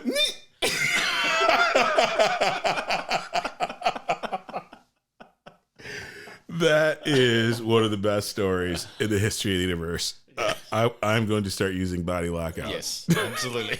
I kept thinking he's going to go, it's a cramp. Right. It's a cramp. No, I threw my back out. I have body lockout. Yeah. And I know Bob's mom. Love her to death. That is some funny shit. And I'll be bringing it up next time I see her. Yeah, she'll say, hi, how have you been, Todd? And I'll be like, I've been really good, except for the other day, I laughed so hard I got body lockout. Oh. Body lockout. Yes. I'm going to start using it and then see how long it takes somebody to ask me, what is that? Now that we talked about this earlier, now I don't know whether I'd rather see the guy who invented the fish bowls on the bottoms of the bed, right, or to see Bob pepper him with different things. You get the palsy. That was an awesome segment. We got it. We probably got one or two more to tee up here. I hope you're having a good time. Oh yes. But let me tee up the next segment. I think we're gonna pull something from my past. I'll find something embarrassing about me or a story that I've told that is some silliness that I've been into. So let's tee this one up. Something that Todd Dillon did that was dumb. Mm-hmm. All right, this is a story. I'm curious to see how this one plays because I have told this story many, many, many times. This is without further ado. This is my chicken and porn story. Hopefully it stands up because it is pretty funny. But let's have it. The year. Tell girlfriend 88. Here we go. Was 2000 and You just told her. Alrighty. What? This is in the 20s? I thought it was 19. It's 2000. Wait. How many decades do you think? How many octaves was that? I need a fact check so I get this right, Corey. What year was Dub's first term in office? Dubs? Yeah. 2002. Is that right? Come on, Bob. Not a great host. Yep. Talking to Mike, sir. Was getting for clarification. I want to make sure I'm accurate on this story because it was the year before W was elected into office. Was the year because the year of the chicken? Because this is what drives. It's a driver of the story. It's important as to how this panned out to be this way. January 20th, 2001 to January Kermit 20th, the Frog goes 2009. There you go. So the year was 2000, and I actually just started working for a company that I won't name because again they Would sue. They would probably sue. Conflict of interest. Yes, but anyway, the year was 2000, and I was traveling to do a training class out in Boston, and it was during the first what do the presidents do that when they're the campaign run? Pomp and flourish. The Pomp and Flourish campaign run. And so all the hotels in the Boston area, because W was out there the same week I was for a training class, all the hotels are sold out. And so actually really the title of this story, so I'm going to back off a second, should actually be just Red Roof Inn. Because I don't care that I hope that they're a sponsor one day, because I, Todd Dillon, will never, ever, ever, ever stay at a Red Roof Inn ever again. And that's how the genesis of the chicken and porn story. I'm sorry, hold on. What the hell are you doing? Could you not grab a folding chair? No, there weren't any left. There was 2 when I went down there. I took one of them. The end. I will bet you any amount of money I can go down there and within Well 5 worth- seconds grab well worth the wait. grab I an know. identical folding chair. You guys all Thank you, freaking Danielle. peed on my story. All right, you got to share with Corey. The year was You gotta talk 2000. into the mic. Bread was a nickel. Gas was 87 cents a gallon. I had a full head of hair, afro, pops, I was wearing my I like Ike's. and cornrows Pinned. on the weekend. I've never seen your hair. You have hair somewhere? Oh, I've got pictures. I've got pictures. I know there's hair somewhere else. I'll send them to you. Anyways, so all right. So it was the during the campaign run up. All the hotels are taken in Boston, and my training class was actually downtown, and so I ended up having to stay about 16 miles outside of the city in this BFE space, and the only hotel available was the Red Roof Inn. So I go to this Red Roof Inn, and it was a bit of an ordeal, and I got to set it up because it was kind of a miserable stay. It was a really good training class, but it was about an hour and a half drive from where I was in Marlborough, Massachusetts, into the city where I was getting training. And so that was that was on the way in, but on the way back, there was the big dig was going on at that time, and so and Boston is a town full of one-way streets and streets that were just paved over horse trails. So there was no direct way for me to get back from my training class because of the one-ways and road closures to my hotel room. And so while it would take me an hour and a half to get in the morning in rush hour, when we would get out of class at 5, it would take me about 3 to 4 hours to get back to my hotel room every night. What was worse, when I get back to my hotel room, there weren't any restaurants around it. It was Red Roof Inn on the middle of Route 9, if anybody's familiar with Massachusetts. Oh, yeah. And there's a cement barrier, and the turnarounds are every like 4 or 5 miles. They're not 4 or like 5 miles. every miles. You're not making the story better. Anyway, so what happened is essentially I would get out of class. I'd get out at 5. I wouldn't get back to my hotel room till 9, and then I'm like, I want to get something to eat, but I couldn't really find anything to eat because there was no restaurants in the area. There was Dunkin' Donuts.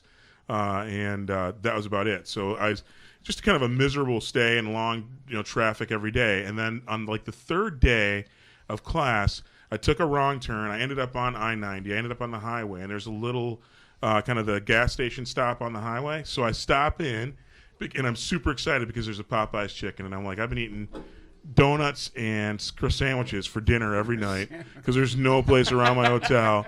I'm like, there's a Popeye's chicken. I'm going to order the whole thing. So that's a step up. It absolutely. So I'm like, and it was like a taste of home. I'm out in Boston. This is one of my first times out, spending a whole week out in Boston, and so I go to Popeye's, and it's just me. I only got a couple more days in class, but it's Wednesday, so I'm like, I'll take your 12-piece chicken. I want the red beans and rice. I got the whole 9 yards.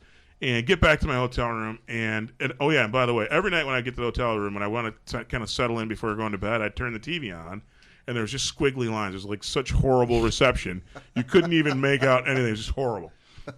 So that was kind of my deal. But that Wednesday night, I felt really, really good because I had at least a taste of home, good fried chicken, and again, no black kids working in the middle of Marlborough, Mass. So the service was real good. Not to generalize or stereotype, and again, I'll back that out later. Sounds like You should edit that out. Anyway, so I get this. So Wednesday is perfect. Of all the nights, this is the best night ever. So then on Thursday, I go into class, hour and a half in, and I can't find the same way back, but it's okay. I'm like in great spirits because when I get back, I still got like 8 pieces of chicken left. I got my red beans and rice. I got all the stuff. I'm going to have dinner again. And sure enough, it's like 4 hours before I get back to my room. But again, I'm still in a good mood because I'm like, taste of home again. I don't have to worry about eating Dunkin' Donuts again for dinner. Open up the box, and there's like 4 pieces of chicken in there. And I'm like, are you fucking kidding me? You get in the car? Somebody ate my fucking chicken.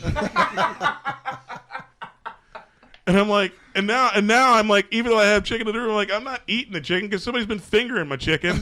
Now you've got to decide what kind of human being you actually are. Now I fucking just go to bed and cry. My night is ruined because I'm not eating secondhand chicken. That's what kind of human being you are? That's how a human being is. So define a man. So I'm like, I'm pissed. I go to bed, and then I got one more night, Friday, I'm going. And so again, I'm at a Red Roof Inn for a week. And anybody who knows Red Roof Inns, they aren't top-notch hotels. It should cost about 13 cents a night to stay there. So anyway, I go to check out, and the hotel manager says, "Okay, I got your bill. It's $576."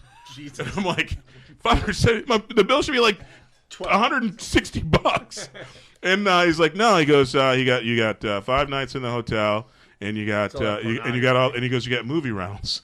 And I go, "Dude," I go, I didn't rent any movies. I go, in fact, the TV in the room doesn't even work. I go, and I wasn't going to bitch about this, but not only does the TV not work, I go, somebody was in the room and they ate my chicken. And the guy's like, looking at me, he's like going, no, sir, you watch 2 movies every day. And I go, I did not watch any movies. The TV's broken. He goes, and then he goes Clerks on me, and he's like, you watched Big Pink Pussy Lips, Big Fatties with Big Titties. And he started listing off all these vile, horrible pornography movies that I had not seen because there was a squiggly lines on the bitch. But the thing that makes me mad, and the reason I will never, ever stay at a Red Roof Inn again, is because some dude was sitting in my bed, spanking his meat, eating my fried chicken, watching porn in my bed. And I put my face on that pillow. It's why I don't put, literally, now I'm traumatized. When I roll over in the bed, if my mouth opens and my lip touches the freaking pillow, I wake up in cold sweat because all I picture is this dude spanking it with fried chicken grease. I've got to get this off my chest. I'm sorry. I remember being in Boston that weekend. And you know this, I thought it was funny that here's the funny. Every time I came back to the room, there was fried chicken in my fridge. The last bit, after I freaking go off on this hotel manager, after he lists all the freaking dirty movies, and I go off on him about the fried chicken and greasy dicks, he goes, $576, Mr. Dillon. That fucker made me pay. And so to this, I will never, if the apocalypse happens and the only indoor shelter is Red Roof Inn, I will sleep outside. That is awesome. Fuck them. That is awesome. I love the fact that he didn't discount 1 penny. Actually, had he done like $567.12. We're good. We're good 13. Because I think I did see a booby that one night.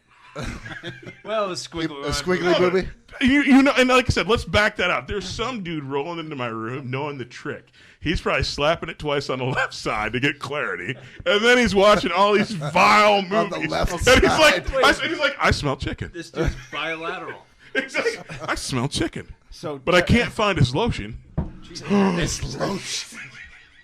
So Todd, you realize after talking to that manager who the person was that was doing it, since he charged you full price. Good point. He just solved it. You were looking him right in the eye. Well done, Mr. Sherlock. He looked down at the paper. I assume since he didn't know the titles offhand. Sir, what's that hanging from your mouth? Is that a piece of chicken? Sorry, what? Oh, nothing. Hopefully, it was worth the wait. $567, please. You see fingerprints on the paper. Oh my goodness! I can still visualize. Chicken grease on my receipt. He was sitting ass naked on my pillow, pulling Popeye's grease across his. Popeye's grease suddenly makes me violently ill. Oh, good. I was worried about the ending. That's it. Here's the odd thing: I will never ever stay at a Red Roof Inn, but I'll have Popeyes like nobody's. Popeyes wasn't the problem here.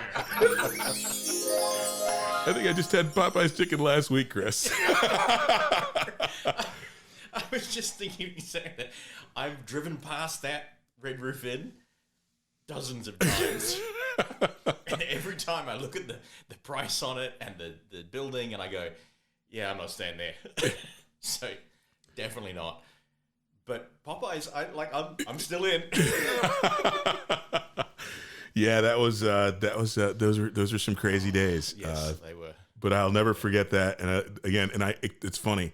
I wasn't actually working for the company that I didn't name at the time. I was actually a contractor working for another company, and so we had to submit. Oh, the expense report. Exactly. Yeah. And so it got double scrutiny, and they're like, you know that we don't reimburse movies, and especially not these kind. Yes. And I'm like, I did not see any of these filthy movies, and somebody stole my chicken. That is my chicken and porn story. The next segment I'm gonna queue up, I think, is gonna be very interesting. This is one of Corey's Day in Heaven. Is this what this segment was called? So let me tee that up, and we'll be right back to it. All right, Chris. Like I was saying, I'm super excited to kick off this next segment. This is from I'm not sure what episode this was, but this is called Corey's Day in Heaven. No, but what I do, here's a good podcast question. Yeah. What, believing that this is a thing, that there's an afterlife, and I think we're going to have some similar answers, but what would heaven look like to Corey Selesky? What would a never-ending night at Rave's? Corey needs to go. No, you need to go last. You need to go last because you're the last word in it, right? So let's start with you're closer to him than we are, so you're going to go second to last, all right? So we're all describing what a perfect night. Yeah. You want to go first? You want me to go first? Heaven would be to ourselves or to Corey? To Corey.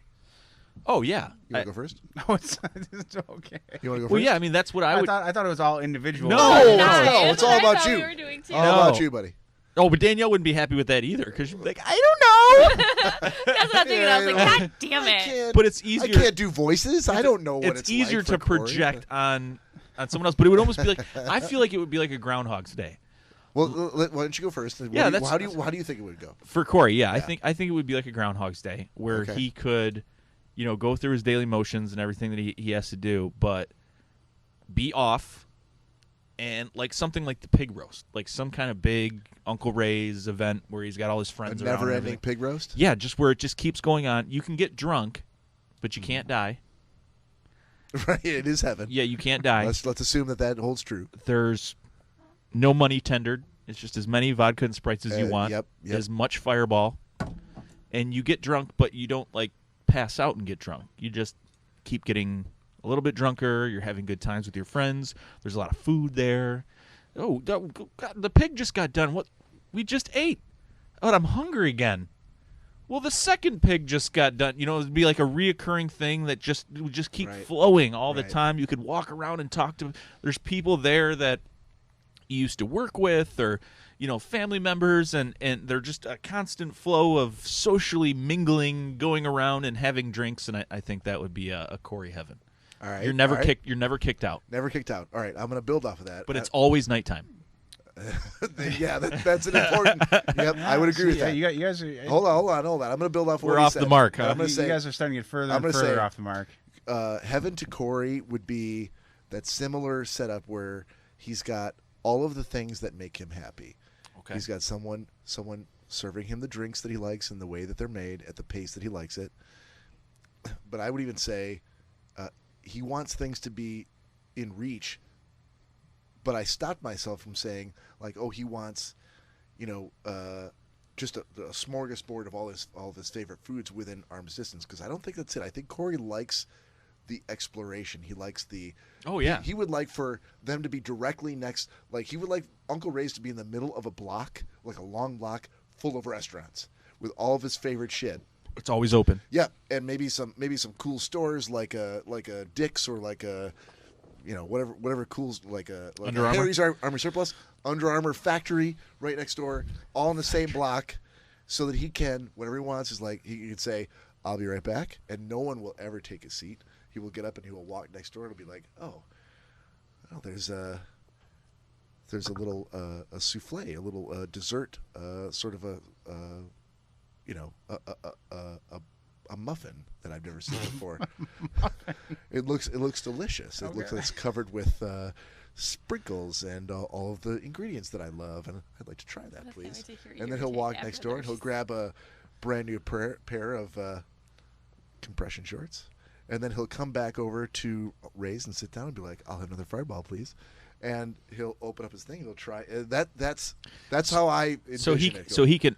But think about this. He can go out the back door and suddenly he's at the Ascota property. Yes. He can go He can go out. Hold on. He can go out the front door. And he's at the Maine seashore. Right. Of Maine with all these lobster restaurants, and water splashing up against the shore, and he can go and have fresh lobster. Yeah. Then he can go back into Uncle Ray's at any time. Go off to the right, and there's a bunch of restaurants and stuff. Yep. And he can go off to the left. And there's just a squad car waiting with a uniform that all of a sudden he's in, that he can just go patrol and do things. Yes. But I don't think he wants to like sit his ass in the chair and never have to get up. And No, I don't think so. I think he likes the journey, but the journey can't be very long. The very short journey, just out the door and around the corner. You know what I mean? Mm-hmm. It's like, less than 20 seconds to walk there. But everything is within that. You know what? Or like kind of like a time lapse. Like he gets in his car for like 5 minutes, and he's and time speeds up on his way to get to the thing. And he's wherever he needs to go. He's all of a sudden at the Ascota property. Yeah, but heaven is forever. So if he does that like 3 or 4 times, it's going to get old, and then he's going to be like, "Why can't I just be there immediately?" Yeah, but I think he likes the idea of getting into his car and driving out the driveway and leaving. You know what I mean? So I think it would be kind of cool. As long as no one is going like, what time are you going to be there? No. Are you going to be on time? Nope. Are you? What time can we expect you? What's your ETA? Like, because he likes his clock, his calendar controls everything. He likes the idea of the escape. Yeah. Corey likes that he I don't can want to be tied down by the man. Yep. He can visit people on his own time. He doesn't want to be surrounded by his friends constantly. He wants to be able to when I feel like leave Uncle Ray's. And go to Danielle's in Danielle's Heaven House, and then he can go to. we don't have a Heaven House together. No. Oh no. Oh. No. No, you're forever in heaven mowing your own lawn, asking him to come over and help, and he's like, I'm doing a crab boil at 5:00. I'll be there as soon as I'm done. I'm on the way. He'll say, he's perpetually on the way. He will always be 5 minutes, but it's always 5 minutes on the way. Just real quick, I've never asked him to mow my grass. You should do that. Anyway, are you done? Mm-hmm. All right. So we've monopolized a lot of time. Let's pass it off to Danielle. So Danielle, what do you think? I feel like mine's way more simpler than your guys'. Wait, what? Fine. Simpler? That's fine. Okay. Corey's a simple man. Yeah, well, so not a bad thing. What's heaven to Corey look like? Just being in Ascota, just at the. Are you there as well? Matiki. I mean, I would hope so, but okay. Who knows? No, I'm asking you. What do you think? I don't know. Do you think that you would be there? Do you think he would? I would hope so. Okay. Well, I wasn't there. I'm also not there. You said friends. Well, I didn't. Yeah, I mean, do you not count? Friends could be there, but I wasn't there. I've never been there. Yeah. Would I be there at the Heaven House? I don't know. Would you? Or would I just be a projection? I don't know. It's your. Well, Corey's Heaven House would either be Uncle Ray's moved to Ascota or Ascota moved to Uncle Ray's, and all in the same block. But I think the idea. I think Corey has a lot of different things he likes or are his own little heaven, but he likes the journey. You know what I mean? I think he likes the build up, the journey. I don't think he wants to be stuck in one spot forever, even though he loves Uncle Ray's. As long as he can set his own schedule and pick his own. Like, I want to do this now. I don't feel like doing that now. I feel like doing this now. Like an unlimited supply of money within reason. No, everything is free. Yeah, paychecks and stuff that are just coming in. He's just got money if he wants it, and he never has to go back to work. No. And it's just, all right, what are we doing today? Yeah, where are we going? Every day is the day. There's no end to the day. Yep. The day and just I don't think it's going to be anything grandiose. It's not going to be like, I want to go to Las Vegas and spend all this money. No, I think it's like, just that's knowing. Where he's simple pleasures. Mm-hmm. He knows what he likes, and he doesn't necessarily need all sorts of trappings of, you know what I mean, the rich and famous. He doesn't have those champagne wishes and caviar dreams. He's more of a simple man. He's not at a black tie affair. No. He's going to be. And by the way, in heaven, always Under Armour t-shirt, shorts and flip flops. Shorts, yeah. Yep. Optional hat and beard, but always the same. Mm-hmm. It's always winter. It's always fall. Oh God, wouldn't that be comfortably? Great? Yeah, it would be amazing. If it was always, not always fall. If no, you don't like fall? No, because you like summer. What? You like summer? Summer's the summer. Yeah, because he can go in the water. That's why he's all right. I don't want to. I feel like we kind of cut you off. No, you're good. So yours are very intricate. Mm-hmm. Mine's not. Well, that's the kind of picture we like to paint, Danielle. I see that. But you can paint a simple one. It's fine. Totally fine. Here's a question: the shores, not St. Clair, but the shores of Oscoda, are they lapping up with lobster bisque? No, but the DoorDash would be able to bring him lobster bisque. Or are the shores of Oscoda suddenly saltwater? No. And you can catch your own lobsters? No, you wouldn't. You want it to be freshwater. Yeah. Because I actually like going in the water, so I don't want to deal with. We haven't gotten to you yet. Let's let you finish. I don't want to short. No, I don't have like a long, crazy. Anything else you want to add? What else would be there? What else would be there? What would you guys, assuming you guys would be together, assuming that that's something that he would want, what would you guys be doing in heaven? Just hanging out on the beach, like what we did when we were on vacation. Like one long day. Mm-hmm. And every day was that? Like it was just a never-ending day of that. Mm-hmm. Okay. How about other things you guys have done together that are awesome that we had a great time? Whether it's wings games, does every day include like a Luke Bryan concert or? No, not for Corey's heaven. We wouldn't go to a Luke Bryan concert. All right, so what would it look like for Corey? Would you then be like taking a bullet for Corey, going, yeah, I guess we're gonna go see Tool every day in heaven? But are there concerts? It's heaven. I don't know. It's Corey's heaven. It's whatever you want it to be. Right. Corey can go, every night, Tool concert. How do we know this isn't a figment of our imagination right now? True. Yeah. We're all copper I top can batteries. tell you it's not. We've been dead. We've been dead for years. Yeah. Oh, dead inside, for sure. For sure. And it's an eternal podcast that just keeps going on. Yeah. We keep pouring shots. Yeah. Yeah. Any other thoughts on that? No. No? Okay. All right, sir. We've gone around the table. You could all tell us now to go fuck ourselves, and here's the way it is. I don't know where to start. This is every time I'm like, "Hey, Corey," I get the same look. He's like, "Oh God, well, why are you putting the spotlight on me?"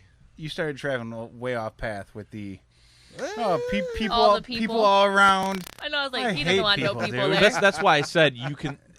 I took that back, and I said, well, he likes to be able to leave when he wants. And I focused on what you were doing, not who you were with. Like I didn't say I was there. No, I didn't say he was there. Having you guys around would be fine. But yeah, thanks. Fine.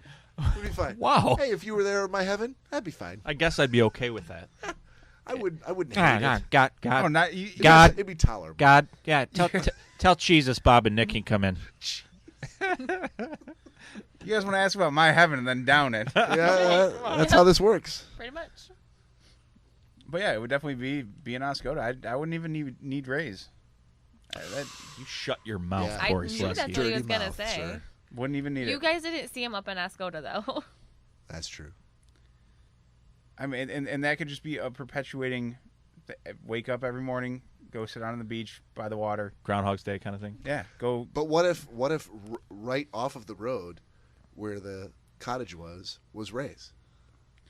Yeah, it's your Yeah, heaven. You'd never go there. I mean, that'd be fine, but That's what I'm saying. It's heaven. It's whatever you want to make it. Do you want to just make drinks at home by yourself all the time at Oscoda? Yeah, that'd be fine. Well, I mean, after several years of that, you might want to go to the bar. Right. You wouldn't get to interact with Jason. You wouldn't get to have Dawn make you the drink. You wouldn't get to see Angie. Don, you wouldn't get to cast your phone onto the TV. I think I know where we're going with this. Okay. The Uncle Ray's across the street from the Oscoda house, far enough away to where if you want to go to it, you see it. It's always there. Yeah. But if you look out the window, it's not there. So you can still take in the scenery of Oscoda. Right. But if you just take 100 paces or 10. And I didn't realize who I was talking to, and all of a sudden, 10 shambling paces. All of a sudden, it's nighttime and you're at Uncle Ray's. Yeah. But that's a good point. Yeah, it's always daytime sunny at the beach, but as soon as you cross the road, and summer, nighttime at Ray's. And now it's nighttime at Uncle Ray's. Fall at Ray's. Yep. And so again, too, she's summer walk on the patio, stuff like that. But yeah. Okay. But you come in, And in the Uncle Ray's heaven, the bartender is always heaven. Ooh, good twist. Not bad to look at. The bartender heaven would get all your drinks on time. Yep, make a fantastic Bloody Mary. Yeah, I mean, I guess that.